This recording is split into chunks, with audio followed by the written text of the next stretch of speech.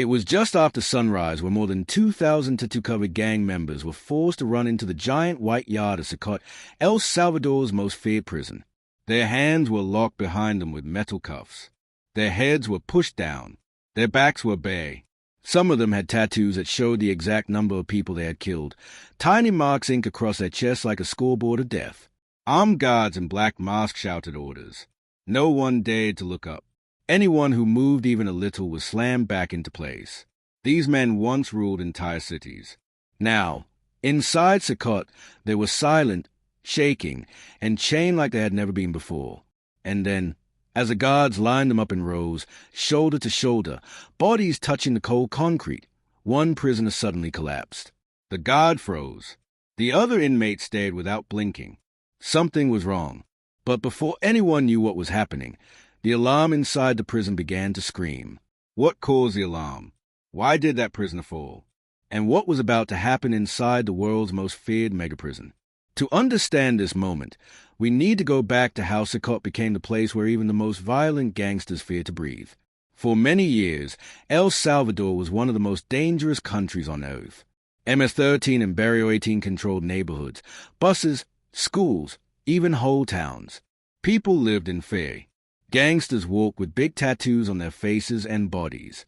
Many of those tattoos showed who they killed, why they killed, and how long they had been in the gang. Families were scared to even leave their homes after dark. Everything changed when President Nayib Bukele launched a massive crackdown. Thousands of gang members were arrested in just months. El Salvador built CECOT, a mega prison so large and so strict that it shocked the world.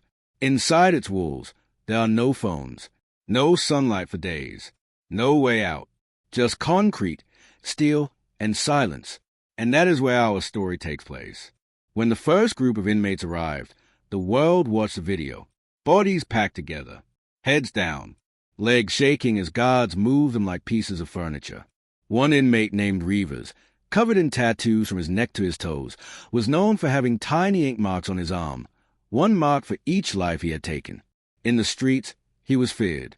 Inside CECOT, he was just another body in a long line. The guard shouted at them to sit on the cold floor. No one was allowed to speak. They sat with their legs crossed, hands cuffed behind, backs exposed. Hours passed. Some men tried to keep their pride, staring straight. Others trembled quietly. The prison air was thick, heavy, and full of fear.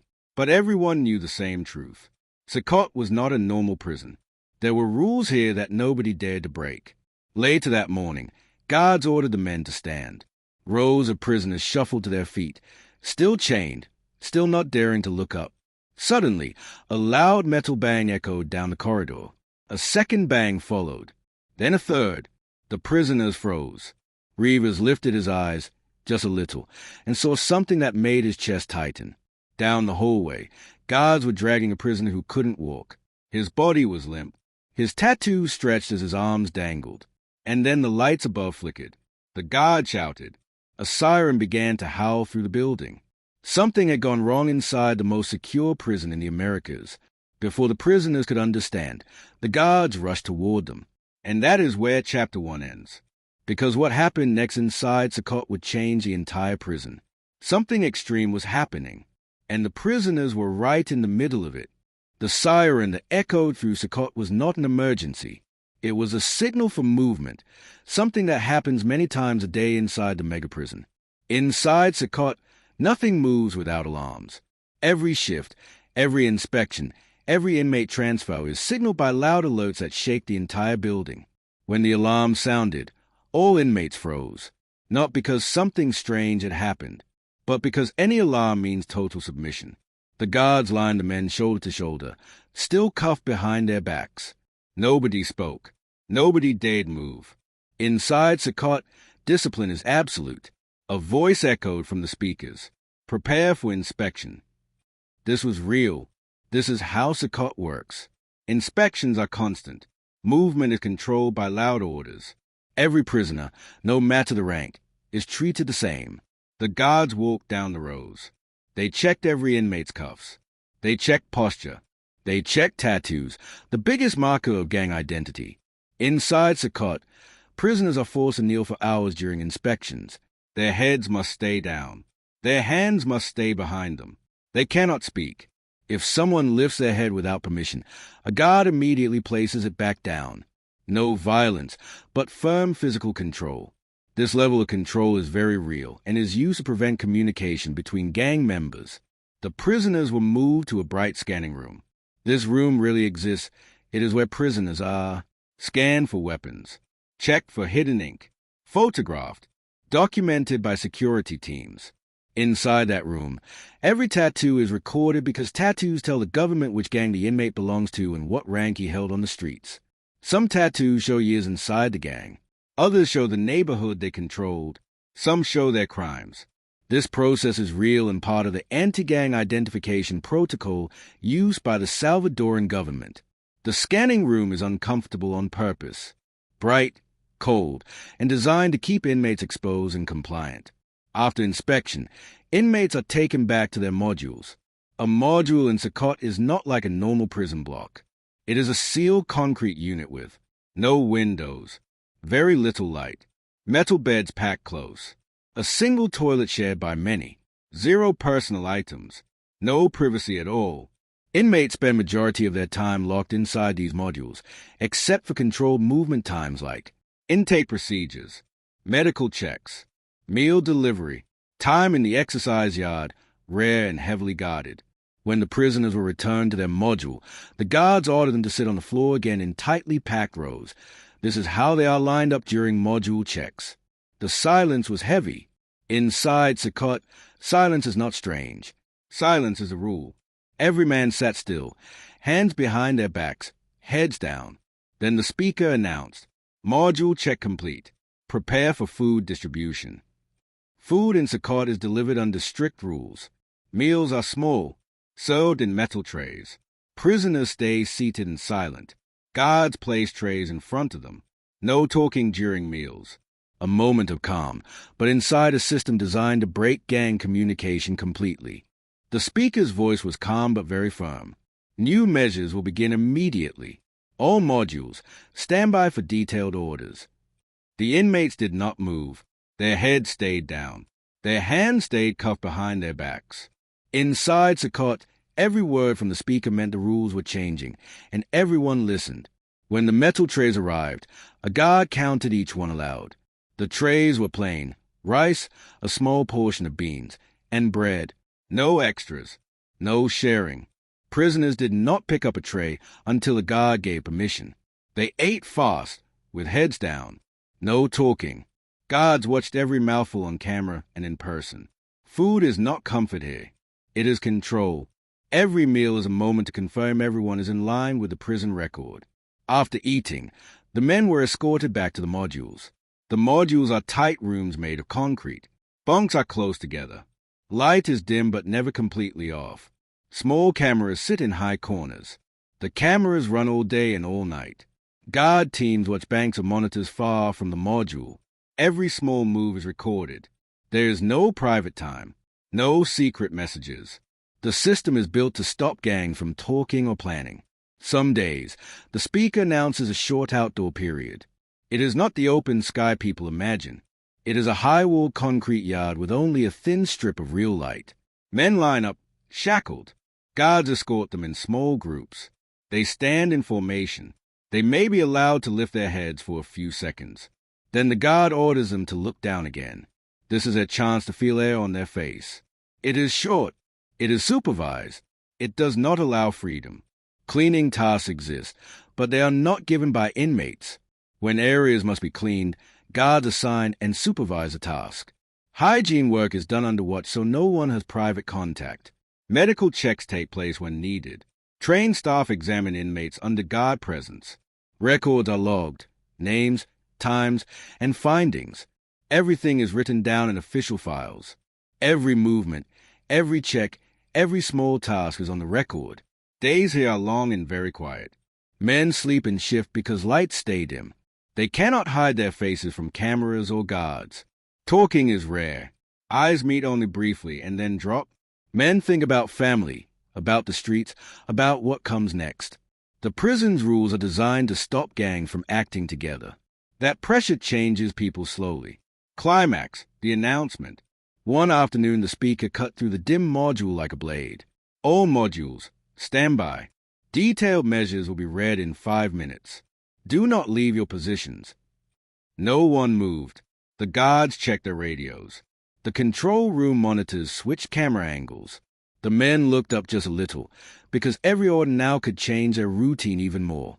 And then the voice on the speaker went silent. What the guards were about to announce would affect every inmate's day and every future move inside CECOT. The speaker crackled to life again. All modules, prepare for schedule adjustments. Movement and meals will now be staggered. No exceptions. Compliance will be recorded. The inmates did not move. Their heads stayed down. Their hands stayed cuffed behind their backs. Inside CECOT, even small changes in schedule matter. The new measures would affect every minute of their day. Every meal, every inspection, every step. Previously, groups of prisoners moved together during meals and yard time. Now, under the new orders, movement would be staggered. Small groups would walk to the yard. Small groups would eat, and the guards would track every second. The goal: prevent inmates from talking to each other. Prevent gang from regrouping. Prevent secret communication. Inmates shuffled slowly, still shackled, as guards counted each one before letting them move. Cameras followed every step. Outside movement is always short. Under the new rules, it became even shorter. Each group was allowed only a few minutes of yard time. The yard is surrounded by high concrete walls. The sky is barely visible. Guards escort each group. Inmates must stand in strict formation. Talking is forbidden. Heads stay down. Hands stay cuffed. Even the sunlight cannot be enjoyed freely. Meal times were also staggered. Each group now received trays in strict rotation. Guards counted every tray. Inmates were never allowed to share or delay. Every bite, every movement was recorded in the official log. The trays were simple: rice, beans, and tortillas. Nothing more. Food is about sustenance, not comfort. The goal is discipline and control, not nutrition. Under the new measures, inspections were more frequent. Guards checked cuffs, posture, tattoos, and ID numbers. Cameras recorded everything. Every small action of the inmates, standing, sitting, turning, was logged in the control room. Even tiny infractions, like shifting hands incorrectly or raising a head without permission, were noted. This system ensures absolute control over every inmate at all times. Days in CECOT are long. Lights rarely go off completely. Noise from the speakers, alarms, and movement orders is constant. Inmates think about family, the streets, and their routines. The staggered movement, strict meal control, constant observation, and short yard time create a slow, relentless psychological pressure. The system works. The gangs have no power here. Their identities exist only on paper, cameras, and walls. That evening, after the staggered movements and inspections, the speaker interrupted the quiet module again. All inmates, new reporting procedures begin tomorrow. Compliance will be monitored daily. No exceptions. The inmates stared ahead. The guards watched. The cameras recorded everything. Even the smallest mistake could be noticed and documented. Inside CECOT, control is total. Because what happens when the new reporting begins?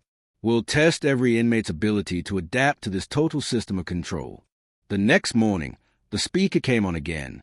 All modules, begin reporting procedures immediately. Follow all orders. Compliance will be recorded. The inmates did not speak. Their heads stayed down. Hands remained cuffed behind their backs. Inside CECOT, obedience is survival. Every day now followed the new schedule. Small groups moved to the yard in strict rotation. Small groups ate meals under full guard supervision. Inspections were conducted multiple times a day. Cameras recorded every movement. Even tiny mistakes were noted. No talking, no gestures, no eye contact beyond what the guards allowed.